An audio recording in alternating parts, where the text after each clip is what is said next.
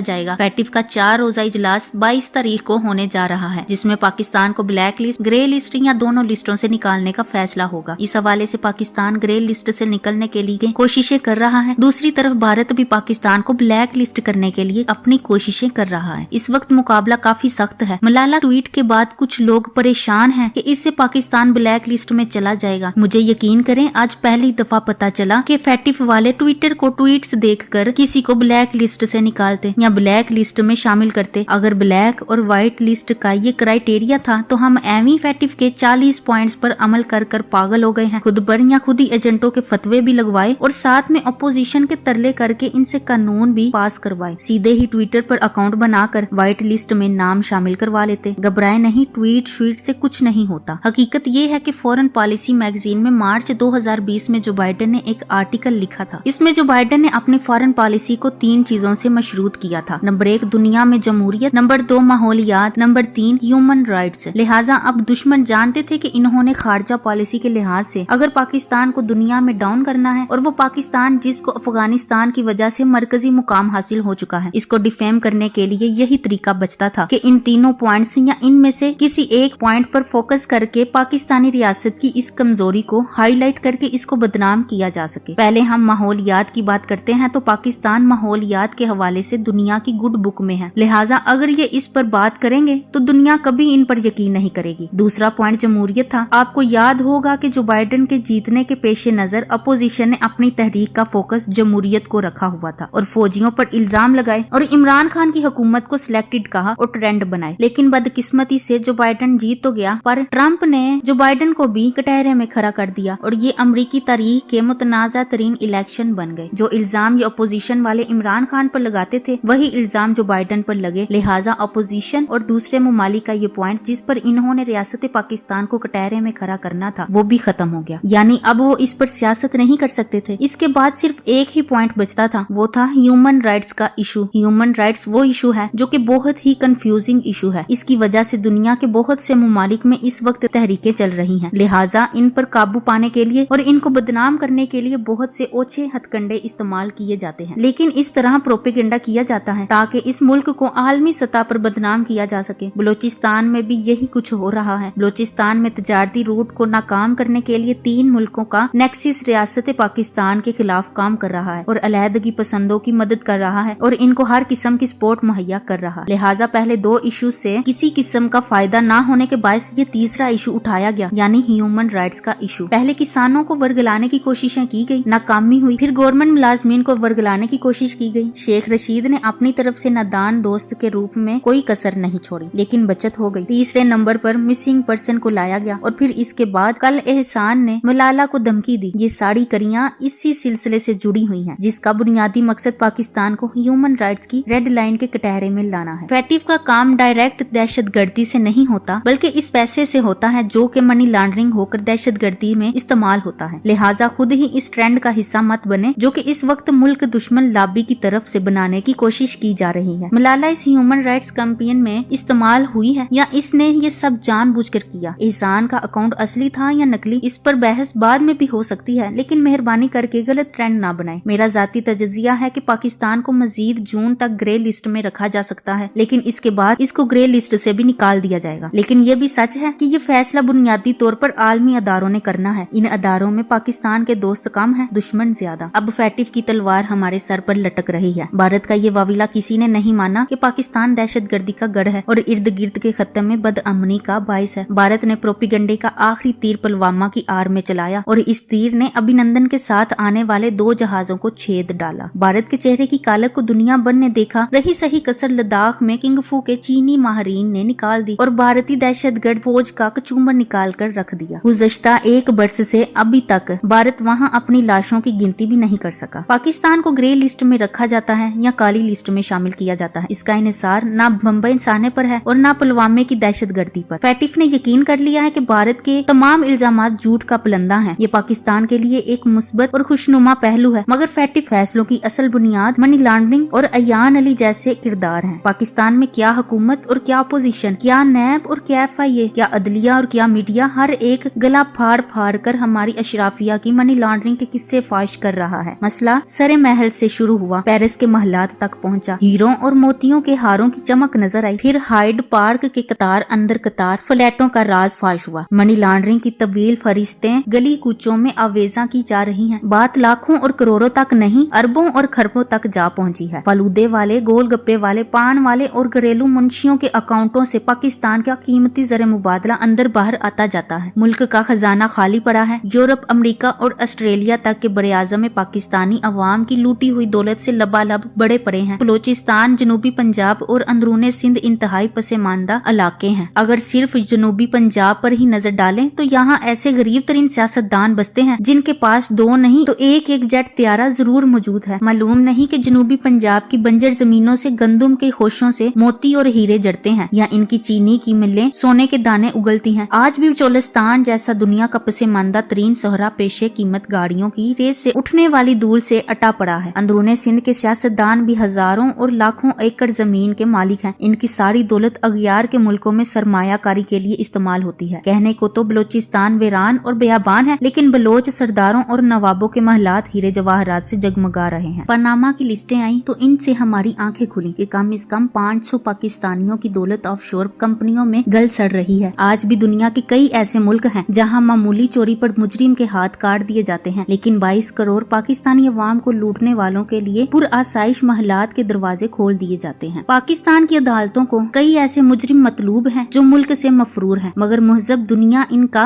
हक मेजबानी इस तरह अदा करती है कि इन्हें अपने डकोसले कवानीन के सहारे पासपोर्ट और वीजा खत्म होने के बावजूद मजीद कयाम की इजाजत दे रहे हैं। पाकिस्तान की बोली बाली अफसर शाही और अशराफिया नहीं जानती कि सोने के अंडे देने वाली मुर्गियां कौन सी हैं। हमने अपने आप को धोखा देने के लिए कुछ लोगों को इतने बरसों की सजाएं सुना दी हैं कि कयामत भी बर्पा हो जाए इनकी कैद की मुद्दत पूरी ना हो पाएगी। हमारा सारा जोर एक नुक्ते पर है कि इन तवील सजाओं के फैसले दिखाकर हम किसी तरह फैटिव को धोखा दे सकें और ग्रे लिस्ट से ब्लैक लिस्ट में शामिल ना होने पाए। मगर फैटिव के कार पर्दाजान अच्छी तरह जानते हैं कि पाकिस्तान में मनी लॉन्ड्रिंग का धंधा कौन करता है, चंदाखोर कौन है, बैरूनी फंडिंग किन के अकाउंट्स में आती है और ये पैसा आलमी मईशत को जेरो जबर करने के लिए किस बोंडे तरीके से इस्तेमाल किया जाता है। फैटिव दरअसल इन्हीं चंदाखोरों और फंडिंग हासिल करने वालों पर खुर्दबीन जमाए बैठी है। ये हमारी गलत फहमी है कि फैटिव की नजर हमारी दहशतगर्दाना सरगर्मियों पर है। अगर ये बात थी तो भारत को अब तक स्याह तरीन लिस्ट में शामिल किया जा चुका होता, जो कश्मीर में खुले आम जुल्मो सितम का मुजाहरा कर रहा है। कश्मीरी तो खैर इनका सितम सहने पर मजबूर है और आसान निशाना बन जाते हैं, लेकिन भारत ने तो अपने मुल्क की अकलियतों की शारक भी शिकंजे में कस रखी है और बुनियादी हकूक नाम की कोई चीज 1 अरब की आबादी को मुयसर नहीं है। लेकिन फैटिफ एक मुतासब अदारा है और इसे भारत के इस मकरू करदार से कोई गर्ज नहीं है। फैटिफ ने तहैया कर रखा है कि पाकिस्तान का ही शिकंजा कसना है, इसके लिए इसे कोई तरद्दुद करना नहीं पड़ रहा। क्या सरकार, क्या अपोजिशन, क्या अदलिया और क्या मीडिया, हर कोई हमारी अशराफिया की मनी लॉन्ड्रिंग की तवील लिस्टें जारी कर रहा है। फैटिफ के लिए हतमी फैसला करने के हवाले से ये मवाद काफी है। यही वजह है कि हुकूमत पाकिस्तान ने तुर्की और चीन से भी दरख्वास्त की है कि वो बाकी मुल्कों से लॉबिंग करें। खुद वजीर आजम पाकिस्तान इमरान खान इस बारे में काफी मुतहरिक किरदार अदा कर रहे हैं, इसलिए वो काफी वोट लाने में कामयाब रहेंगे, जिससे मुझे पूरी उम्मीद है कि पाकिस्तान ब्लैक लिस्ट में नहीं जाएगा। ताहम मनी लॉन्ड्रिंग वाले रुपए की वजह से जून तक ग्रे लिस्ट में ही रहने के इम्कानात हैं। ताहम मेरी दुआ है कि पाकिस्तानी इकदामात को काफी करार देते हुए पाकिस्तान को ग्रे लिस्ट से भी निकाल दिया जाए। मुझे ये भी यकीन है कि सेनेट इलेक्शन में अक्सरियत हासिल करने के बाद इमरान खान अदलिया की इस्लाहात के बिल लाएंगे ताकि करप्ट लोग अदालत से रिलीफ हासिल ना कर सके और पाकिस्तान दोबारा फैटिव की वॉच लिस्ट में ना जाए। Thanks for watching. Allah Hafiz.